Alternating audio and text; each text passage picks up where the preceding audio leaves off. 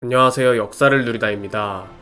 이번 편은 크메르 제국의 역사가 담긴 시엠립주에 대해 알아보겠습니다.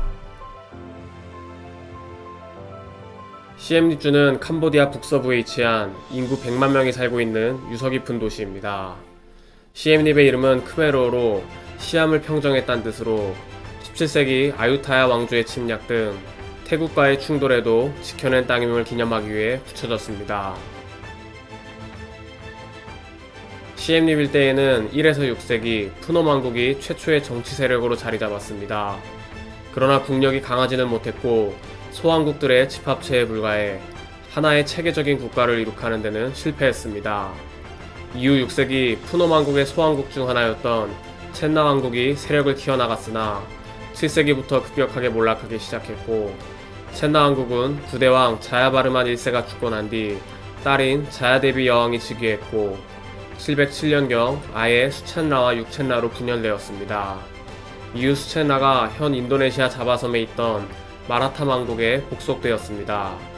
790년 마라타 왕국의 볼모로 잡혀있던 자야바르만 2세가 마라타 왕국의 공주와 결혼하고 자바 왕실의 신임을 얻어 마라타 왕국의 대리인 자격으로 수첸라로 돌아오면서 크메르 제국의 역사가 시작되었습니다. 자야바르만 2세는 캄보디아 남동부 해안 지역에서 시작해 점점 북서쪽으로 뻗어나갔고 802년 결국 세력을 키워 마라타 왕국으로부터 독립하며 분열되었던 영토를 통합해내기에 이르렀습니다. 이후 1010년 12대 왕으로 등극한 수리아바르만 1세는 크메르 제국 바로 남쪽에서 탐브라린가 왕국이 위협하자 현 인도 남부의 촐라 제국과 동맹을 맺었습니다. 크메르 제국이 촐라 제국과 접촉한 사실을 파악한 탐브라린가 왕국은 스리위자야 제국의 힘을 빌려 견제하려 들었습니다. 결국 1025년에서 26년 사이 불교계였던 크메르 제국과 촐라 제국 연합군과 힌두교계였던 탐브라린가와 스리위자야 연합군이 전쟁을 벌였고 이 전쟁에서 크메르 촐라 연합군이 대승했습니다. 이후 12세기에는 크메르 제국이 군소왕국들에 치이는 한편 내전에 시달리며 어지러운 세월을 거쳤습니다. 그러나 이 난세의 한복판이었던 1113년에 즉위한 인물이 17대 왕 수리아바르만 2세였습니다. 수리아바르만 2세는 크메르 제국 재건에 원대한 꿈을 갖고 즉위 직후부터 정복 활동에 매진했습니다. 1127년 수리아바르만 2세는 대열국 리왕조의 5대왕 신종에게 봉신국이 되어 조공을 바칠 것을 요구했지만 신종이 이를 거부하자 전쟁을 일으켰고 결국 리왕조를 복속시킨 데는 성공을 거두지 못했습니다. 1132년에는 참파와 동맹을 맺어 힘이 약해진 대열국을 공격하자는 협약을 체결했으나 이후 참파가 독립적으로 리왕조와 화해하고 평화조약을 맺자 크메르 제국과 참파와의 관계도 바로 틀어졌습니다.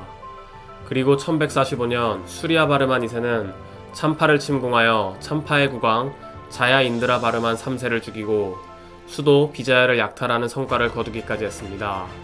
그러나 1150년까지 참파에 대한 원정을 계속 단행했지만 결과적으로는 실패로 돌아갔습니다. 수리아바르만 2세는 참파의 수도 비자야를 함락해 약탈하기까지 했고 리왕조와 참파의 국력을 확연히 약화시켜 놓았으며 당대 동남아시아 최강국의 위치를 굳건히 고수할 수 있었습니다. 수리아바르만 2세 때는 이러한 국력을 바탕으로 외교활동을 펼쳤고 앙코르와트도 이때 지어졌습니다.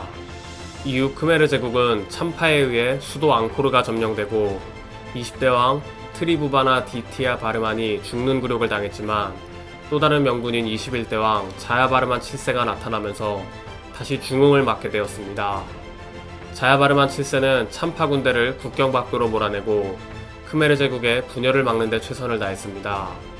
1190년 자야바르만 7세는 크메르 제국으로 망명해온 참파 왕자 비드얀 안다라를 내세워 참파를 침공했고 1203년에는 참파 북부 전체를 크메르 제국의 속령으로 편입했습니다.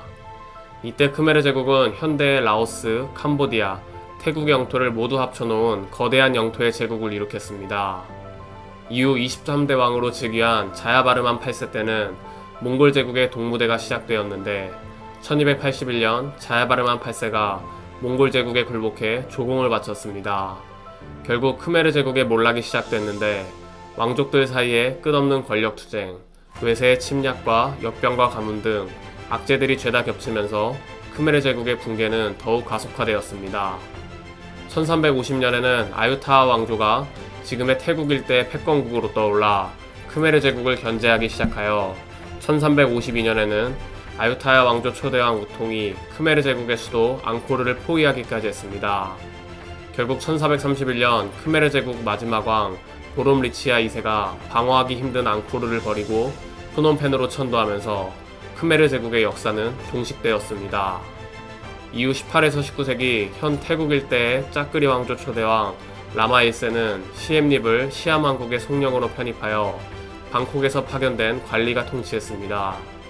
그리고 1860년 프랑스 탐험가 앙리무오가 앙코르 유적을 발견하면서 시엠립은 전세계 학자와 탐험가의 주목을 받았습니다. 그러나 프랑스 제2제국이 인도차이나 반도에 진출하면서 1863년 캄보디아 왕국이 프랑스 보호령이 되자 시엠립은 프랑스 제2제국과 짜끄리 왕조 간의 협상 대상이 되었습니다. 결국 1907년 프랑스 시암 조약을 통해 시엠립이 짜끄리 왕조로부터 캄보디아 프랑스령에 반환됩니다. 현대에 들어선 1960년대 후반까지 시엠립은 평화로운 관광지였지만 1975년에서 79년 사이 캄보디아의 공산주의 무장 반군 단체인 크메르루즈 통치하에서 시엠립 인구 대부분이 강제 이주되었고 1980년대까지도 전쟁으로 인해 관광이 불가능한 지역이었습니다. 이후 1991년 파리 평화협정 이후 캄보디아 내전이 종식되자 시엠립은 빠르게 부흥하기 시작했고 2000년대 이후 시엠립은 캄보디아 GDP의 20% 이상을 차지하는 관광 중심지로 성장했습니다. 이번 영상은 크메르 제국의 역사가 담긴 시엠립주에 대해 알아봤습니다. 애청자분들의 구독, 좋아요 감사합니다.